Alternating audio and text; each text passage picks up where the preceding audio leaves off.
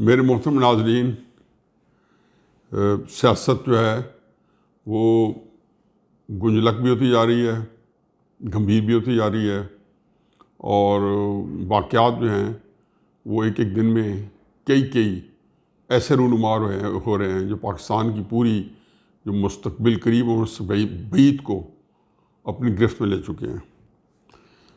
हफीजुल्लाह नियाज़ी अपने YouTube channel के साथ आपके सामने हाजिर है, इस गुजारिश के साथ कि आप ना सिर्फ ये कि जो आपको बेल नज़र आए उसको दबा दें या सब्सक्राइब के बटन को दबा दें ताकि आप इसको अब परमानेंट आपके पास नोटिफिकेशन आता रहे, और इसको मेरी गुजारिश है कि आप इसको देखें भी सही और इसकी थोड़ी तशहीर भी कर दें। नवाज शरीफ साहब ने 3 तकरीरें की हैं और 3 तकरीरें जो हैं वो एक बिल्कुल मैं समझता हूँ कि एक तकरीर के 3 हिस्से थे। पहली तकरीर में उन्होंने कुछ शिकायत की, कुछ हकायात बताई और ज़ाहिर उन हकायात में कुछ सवालात भी पोशीदा थे। तो ख्याल ये था कि उस शिकायत और हकायात के बारे में अगर कोई गलती है, कोई गलत बयानी है तो उसका तरदीद आ जाएगी और वाक़यात के साथ या मिसालों के साथ बता दिया जाएगा। पाकिस्तानी कौम बड़ी बाशऊर है, जब आप हक़ाइक़ को तोड़ते मोड़ते हैं और अगर आप सही हक़ाइक़ सामने ले आएँ तो सिवाय चंद बहुत ज़्यादा जो बिल्कुल एक बहुत बेचारे कमिटेड होते हैं, गबी होते हैं, ज़हनी तौर पे बिल्कुल उन्होंने जिसको कहना चाहिए, मैं कहता हूँ कि हमारे यहाँ पंजाब में होता है दौलत शाह के चूहे, जिनको बिल्कुल और कुछ नहीं सोचते, ख़ास सोचते होते हैं। तो उनके अलावा दूसरी तकरीर बड़ी इंटरेस्टिंग वो शायद परसों की इन्होंने अपनी CEC के इजलास में, तो उस तकरीर की इनफैक्ट पहली तकरीर की इन्होंने थोड़ी सी तौज़ीह की और फिर आने वाले दिनों के लिए जो उनको बात करनी थी, जो अगले दिन कर भी थी, उसकी कोई पेशबंदी थी या उसके बारे में थोड़ा सा एक आइडिया था। साफ लगता था कि एक तकरीर और आएगी जो इस तशनगी को पूरा करेगी। क्योंकि वक्त की कमी हर एक के पास है, हुकूमत के पास तो पता है या नहीं है, लेकिन नवाज शरीफ के पास है, अपोजिशन के पास है। वो समझते हैं कि उन्होंने 2 साल जो है उस मौसर तरीके से नहीं इस्तेमाल किए और बड़ी अक्ल के साथ नहीं किए और ये सोच समझ के नहीं किए कि मुफाहमत की जो पॉलिसी है उसके अंदर इनको पूरा स्पेस दिया जाए, हुकूमत अपना काम करे। इससे बड़ा क्या आता है? मिसाक मईशत ऑफ़र किया शहबाज शरीफ साहब ने, अपने वर्कर्स को नाला किया, क्योंकि मियाँ साहब के नैरेटिव पे वोट इज़्ज़त के ऊपर, खलाइक मखलूक के ऊपर, उनके GT रोड के सफ़र के ऊपर जो उनको पिज़राई मिली उनके अपने लोगों में, वो एक ख़ास बयानिए के ऊपर मिली और बयानिए को इसलिए मिली कि मियाँ साहब ने कहा ये मेरा बयानी है और लोगों के साथ उनका जो ताल्लुक़ है, जो लॉयल्टी है, कि वफादारी बशर्ते इस्तवारी असल ईमान है, उन्होंने उसको अपना बयानिया बना लिया। चुनाचे उस बयानिए के साथ जब मुस्लिम ने थोड़ी सी मुफाहमत की पॉलिसी या एक ऐसा तासर फैला तो वर्कर बहुत ही डिसएंचेंटेड था, बड़ा डिससेटिस्फाइड था, बड़ा गैर मुतमईन था अपनी लीडरशिप से। नाला तो शायद बहुत कम हो, लेकिन उनके अंदर एक जिसको कहना चाहिए कि डिमोरलाइज था, हौसले उनके पस्त हो रहे थे और बड़े अरसे से वर्कर चाहते थे। तो पहली जब तकरीर की तो उसने भी एक ही काम किया कि मुस्लिम लीग का जो छोटा सा अपना डोमेन है, जिसको सहूलत के लिए इमरान खान साहब और इदारों के लिए कि वो छोटा सा डोमेन है, उनके अंदर जो वर्कर हैं वो अपीट हो गए, वो छतों को टच करना शुरू हो गए। चुनाचे अचीवमेंट हो गई। ये किसी भी सियासतदान की, ये इमरान खान क्यों सियासत में आया है? क्योंकि क्रिकेट की पॉपुलैरिटी के बाद उसको कोई आइडियोलॉजी सामने नहीं थी। वो तो हर दफ़ा कभी को कहता है मैं इंसाफ चाहता हूँ, कभी कहता है मैं रियासत मदीना चाहता हूँ, कभी कहता है, आज तो मुझे समझ नहीं आई कि वो चाहता क्या है। और फिर इसी नवाज शरीफ के हक़ में तकरीरें कर चुका है, बेनज़ीर के हक़ में बातें कर चुका है, वो इदारों के ख़िलाफ़ बातें कर चुका है। गालियाँ जो 18 क्लिप्स हैं इदारों के ख़िलाफ़ जो है ना, वो ज़बान इस्तेमाल की गई है कि पाकिस्तान के किसी लीडर ने कभी वो नहीं की। तो चुनाचे नवाज शरीफ की जो तीसरी तकरीर थी पहली तकरीर को ही मैंने गेम चेंजर कहा था।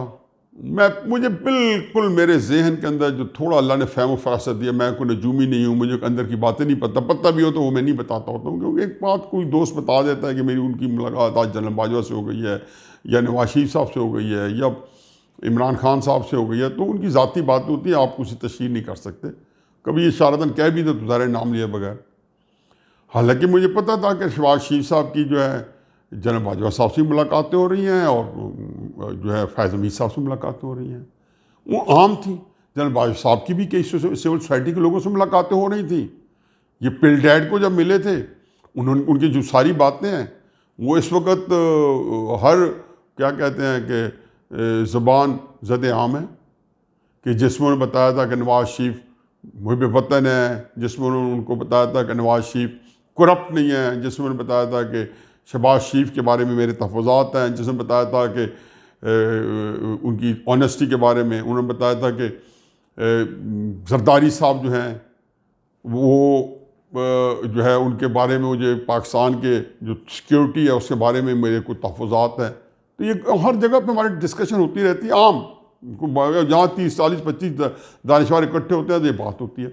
उसमें उन्हें बताया था कि नवाज शरीफ साहब को हमने 2017 में ऑप्शन दी थी कि ये आप पैनामा जो है ये सारे ख़त्म हो जाएंगे अगर आप इस तरीके से कोई तरीक़ेकार मुतय्यन था। राहील साहब के वक्त में ये बातें होती रही, और जो बातें कई जो पुराने चीफ हैं उनके साथ जो होती रही हैं। इसी तरह इमरान खान साहब से और कादरी साहब की मुलाकात, तो लाइव मुलाकात हुई, आधी रात को हुई, सारी रात जागना पड़ा हमारे जनरल साहब को भी, इनको हमारे लीडरों को भी, और फिर जो सारा कुछ होता रहा, तो ये सारी चीज़ें चल रही थी। चुनाचे किस्सा मुख्तसर ये कि तीसरी तकरीर जो थी ना, वो एक एग्जीक्यूशन वाली थी, गेम प्लान था। चुनाचे फौरन मरीम साहबा का प्रोग्राम आ गया। फिर उसके अंदर और चीज़ नोट करें, मरीम साहब के दाएं साइड पे जो साहब बैठे थे, ये है वो बयानिया उन्हीं को ही होना चाहिए था। वो जो पाकिस्तानी सियासत में मेरे आइडियल हैं, इसलिए कि बेतेग लड़े हैं, दीवाना वार लड़े हैं जावेद हाशमी, और एक तकलीफ, मसाए, मुश्किलात की एक लंबी तारीख है। अपने कॉलम में लिख चुका हूं कि 2003 के अंदर उसको जेल से निकाल के, जबकि उनकी उम्र उसे 54-55 साल होगी, कमो पेश 2-3 साल प्लस माइनस, तो उनकी चमड़ी उधेड़ दी गई, उनका खून रस रहा था, और चेहरे पे जाल है कोई मलाल या मलामत हो। जब मैं जेल में गया था, मेरी आंसू की झड़ी बंद गई। वो बंदा बैठा था मरियम नवाज साहबा के दाएं साइड पे। तो क्या था, मैसेज वाज क्लियर, आपने कहा, हमने कबूल किया। आप फरमा रहे थे कि नवाज शरीफ साहब आ जाएं, समझे, आ गए। बेटी जो है बाप से क्या वो आ गई, उसने कहा जी मैं बेल नहीं कराऊंगी। ये नवाज शरीफ साहब गेम प्लान था। शाशवी साहब ने एक 3-4 दिन पहले धुआंधार तकरीर की, और फिर आप मुस्लिम लीग को क्रेडिट देंगे, उनकी एहतियात का ये आलम था कि हाशमी साहब को टिकट नहीं दिया नाराजगी की वजह से नहीं, सिर्फ इदारों की वजह से कि इदारों से हम टेंशन नहीं चाहते। मेरी अपनी बात हुई है शहबाज साहब से, कई मीटिंग हैं उनके बारे में तू न करो, कोई इशारतन करायतन बातें होती रही हैं। मैं क्या चाहता हूं कि खुदा के वास्ते मैं रिकॉर्ड भी करा जाऊं और कभी लिख भी जाऊं कि पसे पर्दा पाकिस्तान की सियासत जो 90% एग्जिस्ट करती है वो है क्या। आम आदमी जो तकरीबन अब जान चुका है, सोशल मीडिया को सलाम। तो उन्होंने जिसको कहना चाहिए कि मरियम नवाज के साथ वो सारी चीज़ क्लियर हो गई हैं। मेरा ख़तरा जो अब भी मैंने इमरान खान साहब की तकरीर जो इंटरव्यू है उसके ऊपर एक वीडियो लोड कराई है, उसी पर में इसका भी यही कंक्लूजन है, काश के इदारे और अवाम ना टकराएं। मेरे सामने 1971 है, हर वीडियो में कहूँगा इदारों को भी, मियाँ नवाज शरीफ साहब को, इमरान खान साहब को भी, अगर किसी को पाकिस्तान से दिलचस्पी है 1971 को असबर कर लें। 25 मार्च को जनरल न्याई साहब की कमांड में ऑपरेशन शुरू हुआ था, और 10-15 दिन के अंदर मेरी अपनी फैमिली PW रही, मेरे अपने भाई POW रहे, मैं मुझसे ज़्यादा कौन जानता है। मेरे बहुत से रिश्तेदार POW भी रहे और सी नसब पर है और कई शहीद हुए हैं। तो क्या हुआ, सब अच्छे की रिपोर्ट। जुलाई के अंदर ज़िमनी इलेक्शन कराया गया। इससे बेचारे सादा या गूफ या डफर मेरे कज़न को ये नहीं पता कि ज़िमनी इलेक्शन जो जुलाई के थे, सारी सीटें अवामी लीग हार गई। वो कह रहे हैं मुस्लिम लीग हार जाएगी, हार जाते होते हैं, लेकिन एंड में क्या हुआ, रियासत हार गई 1971 में। 16 दिसंबर 1971 क्यों नहीं लिखते अपने दफ्तरों के अंदर? कौमें सीखती तब हैं जब 16 दिसंबर 1971, हमारे बच्चों को ये पता ही नहीं है। वो तो ज़्यादा ये कहेंगे कि APS का वाक़या हो गया था, जो कि अगेन उसके बाद सबसे बड़ा सानिया था। चुनाचे नवाज शरीफ साहब, मैं आपका ज़ाती तौर पर मशकूर हूँ कि आपने कौम की सही मानों में रहनुमाई की, क्योंकि इस कौम को तमाम लीडरों ने बिल्कुल बेआसरा समझना शुरू कर दिया था। हुकूमत की हल्कों से, इदारों की तरफ से कहा गया कि ये जाहिल कौम है, 22 करोड़ लोग। हबीब जालिब साहब ने बड़े अरसे पहले कहा था कि 10 करोड़ ये गधे, ये हमारे लिए, उन्होंने खुद नहीं कहा, उन्होंने कहा ये लीडर्स ये समझते हैं। अयूब खान के बारे में या किसके बारे में, और ये जो मेरे वशीर बातदबीर हैं, ये मुझे रियलाइज़ कराते हैं। अब आप के पास अल्लाह ताला का करम है कि जी मुझे इसके बारे में, मैंने कहा इस तकरीर के ऊपर मैं इंशाअल्लाह कोशिश करूँगा कि 2 दर्जन प्रोग्राम करूँ अगले 3-4 महीनों में, क्योंकि सारी सियासत जो है नवाज शरीफ के इर्द गिर्द घूमनी है। नवाज शरीफ पाकिस्तान की सियासत में इससे ज़्यादा मजबूत किरदार नहीं है। खुफिया सर्वे करा के सिर्फ ये देख लें कि जो लोग नवाज शरीफ के साथ खड़े हैं उनका जज्बा हुर्रियत कहाँ खड़ा है, उसको गेज करें, उसको मैयर करें। और वो जब आता है तो शहबाज शरीफ साहब 13 जुलाई को जो उन्होंने जो भाटी गेट पे जिसमें जम्मे गफीर जो था, जिसको जाने से रोका या नाकाम बनाया, मैं कहता हूँ शहबाज शरीफ साहब छोड़े, मरीम नवाज साहब भी आकर उनको रोके, उनको अब रुका के देख लें, एकदम हो गया।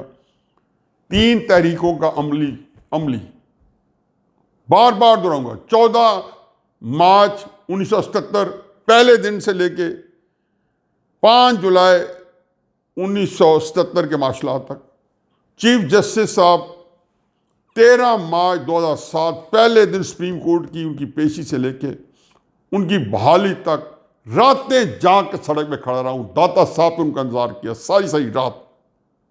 उससे पहले भी जब मैं 11-12 साल का था तो फातिमा जिन्ना का इंतजार करता रहा था सारी रात, जिस शहर में आती थी अपने वालिद के साथ जाके।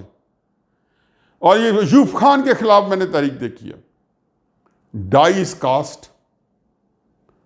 Nawaz Sharif has cross the Rubicon river. अब उन्होंने वो जगह क्रॉस कर लिया। नवाज शरीफ साहब के पास वापसी का रास्ता नहीं है। आगे बढ़ने से रोकने वाले जो हैं वो अवाम के साथ अगर समझते हैं कि उनको आप कुचल सकते हैं, उनको दबा सकते हैं, उनको समझा सकते हैं, करें।